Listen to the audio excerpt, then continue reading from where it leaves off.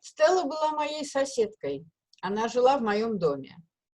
И мы познакомились ближе в 1988 году. Она оказалась чрезвычайно интересным человеком, и мы с ней дружили 25, почти, больше 20 лет, до самой ее смерти.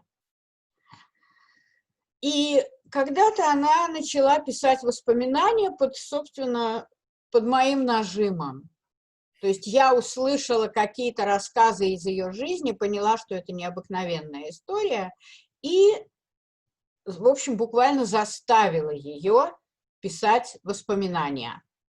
И она начала писать, оказалось, что она прекрасно пишет, у нее очень хороший слог, и если бы она была жива, то это была бы ее повесть, а не моя.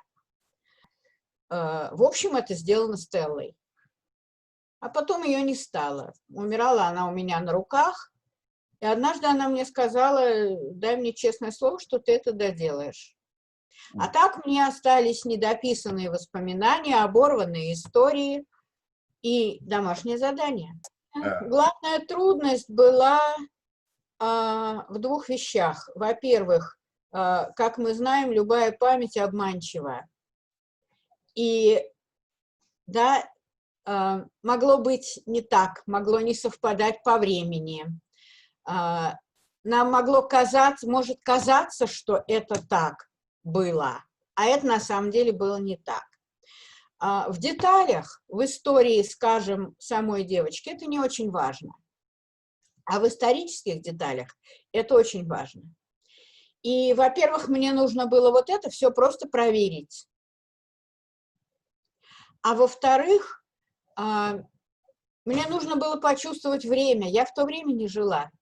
Я невероятное количество времени потратила на чтение газет тех времен, на какое-то прослушивание радиопередач тех времен, музыки, все, что я могла найти в интернете.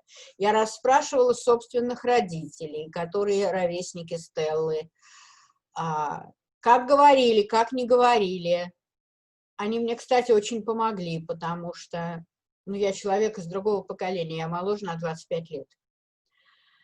И это было, наверное, самое трудное – почувствовать время. И я спросила замечательную переводчицу, как раз вот бельгийского издательства: объясните мне, зачем вам-то эта книга? А она мне сказала: вы знаете, эта книга для нас не про русскую историю, она про то, как остаться человеком в нечеловеческих условиях и как вырастить маленького человека в нечеловеческих условиях. И я думаю, что, наверное, это самое главное. По сути, все равно зарубежному читателю, по идее, все равно, какой именно вот этот фон нечеловеческих условий, в которых люди должны оставаться людьми. То есть это вот в данном случае так сложилось, что это история Советского Союза, и конкретно это история сталинского времени. Но интересно, что, скажем, когда я встречалась в Болгарии на презентации книги с людьми, и они мне говорили: это про нас, но не про историю нашу, а про нашу семью,